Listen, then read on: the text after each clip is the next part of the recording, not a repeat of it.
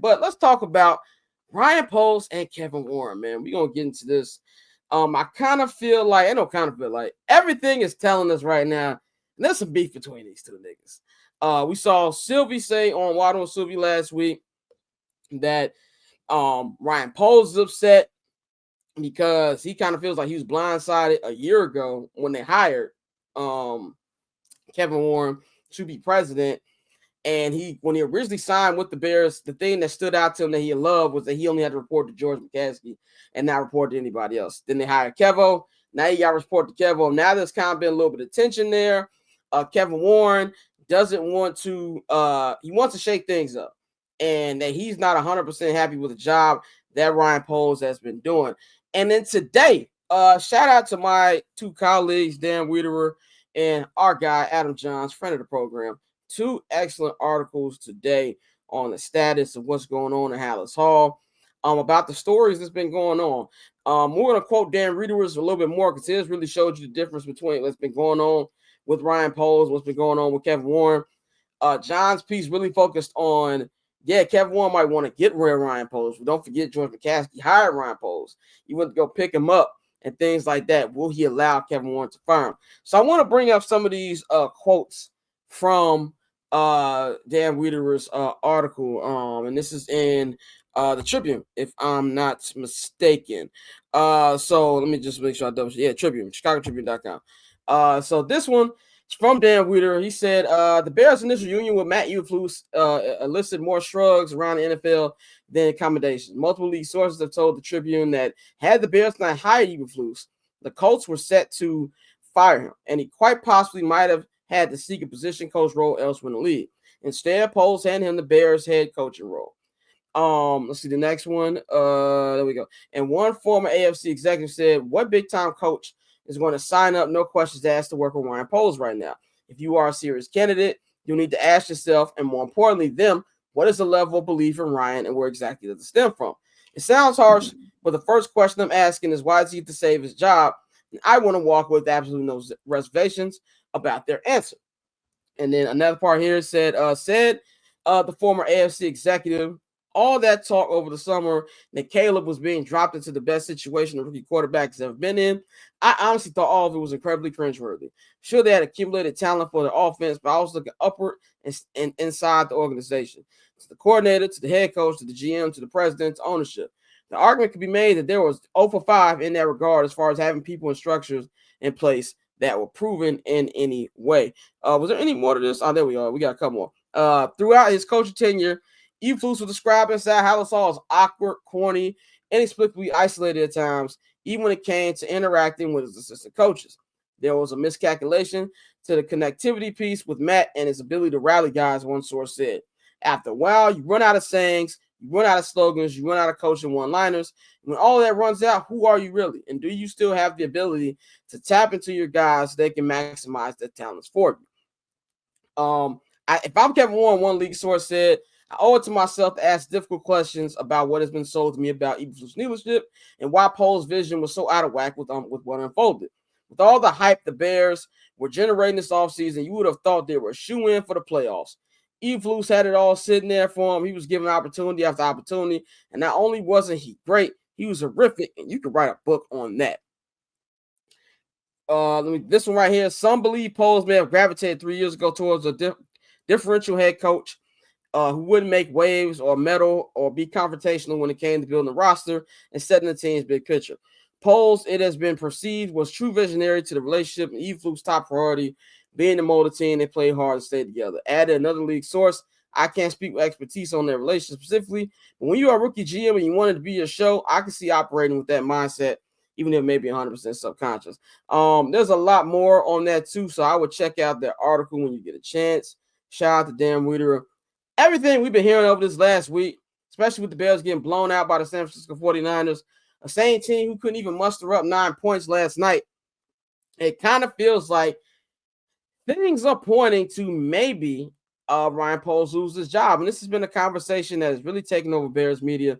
And I look at it like this, man. I've said before, I don't think Ryan Poles has done a quote-unquote bad job. I think he's done some good things, some really good things.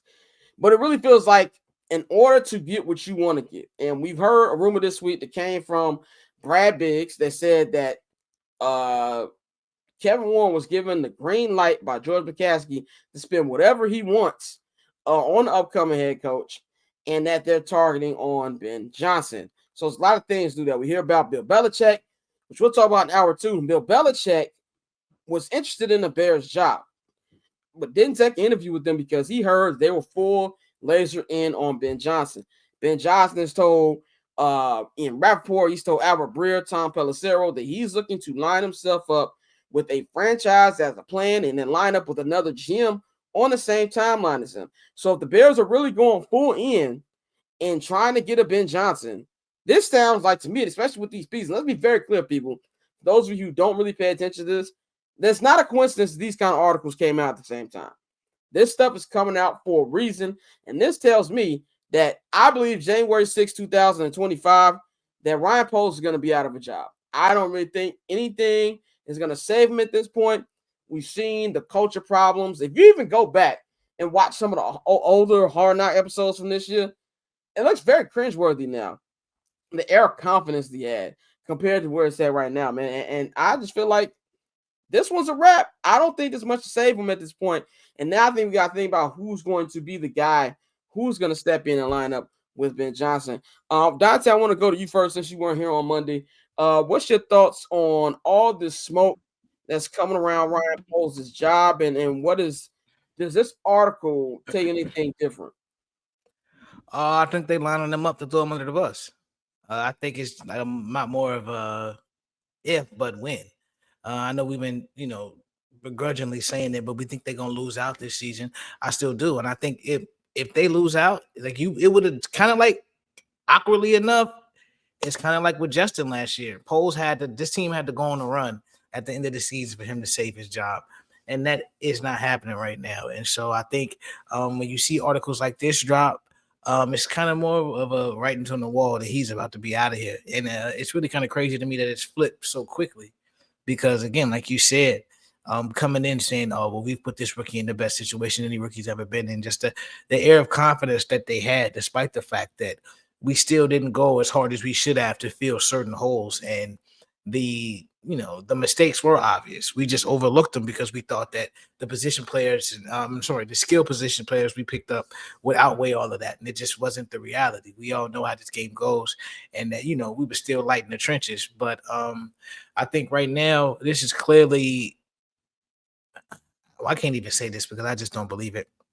But it looks like McCaskey is trying to get it right, and he's trying to allow his VP of football ops to really line this thing up the right way and not have another situation where you have a GM and a head coach who aren't aligned. I mean, that just leads to more confusion down the line. So I think he's going to lose his job at the end of the season. I don't want to all but guarantee it, but I think this is lining it up for them to cut the cord on Ryan Poles. And Alex brought up Ray Agnew to something that Bang brought up on Monday, and it's kind of a name that got floated out there too today. Bang, what's your thoughts on this new article that dropped from Adam Johns and from Dan Wiederer? So I didn't get to read all of it when you had shared it. So a lot of this was Mikey, by the way. I gotta give Mikey his producer. Yeah, shout out to Mikey. That was Mikey. So a lot of this I was reading, hearing for the first time, and wow. I figured this was up next. I had talked about it on Monday's show. That as stuff started coming out, it just lets you know that Ryan Poles' job is in jeopardy, and both of these two I would consider hit jobs. I believe I would consider both of these articles as his jobs on Ryan Poles, and it's just letting you know that Ryan Poles' job is no longer needed as the Chicago Bears. And you're right, Dante. You're right. It's what do the white people say is apropos that that this would be happening to Ryan Poles after what happened with Justin Fields. But yeah, the writing's on the wall. If you want Ben Johnson has basically just told you what he's going to come into if that is what it is. And when I looked at the organization, I had already said to y'all that if you rate if you can rate an organization, especially in your division of people, you are going to it's going to be good for you because it should be good for you because if these people are good, you're rating some of the best coaches out of the organization that's kicking your ass. So Ben Johnson, currently right now is the offensive coordinator. You got Dan Campbell, who runs the team as a CEO, leader of men, right? So you got Aaron Glenn, who's probably going to be the next head coach of the New Orleans Saints. And then you got Ben Johnson. They run those teams, so to speak, the offense and the defense. But if Ben Johnson is looking for stability, look at who's the assistant GM or director of college scouting, who has a relationship with Ben Johnson. So I threw out Ray Agnew there because he's the assistant GM. He probably has a relationship with Ben Johnson. That organization has been winning in the draft, and Ray Agnew reportedly is a big part of that. Him and the GM, the current GM, both came from the Los Angeles Rams organization. That organization has who? Sean McVay. How do people think about Sean McVay? They think he is a great leader, man, and they think that whole organization, I mean, just look at them right now. They love the people that come out of that organization, right? So it should be a big win if the Bears could get Ben Johnson. But I believe that the only way that you could get Ben Johnson or Mike Vrabel or any big name coach, Ryan Poles can't be there. He just can't. Yeah. The only way Ryan Poles, I'll even give you this prediction.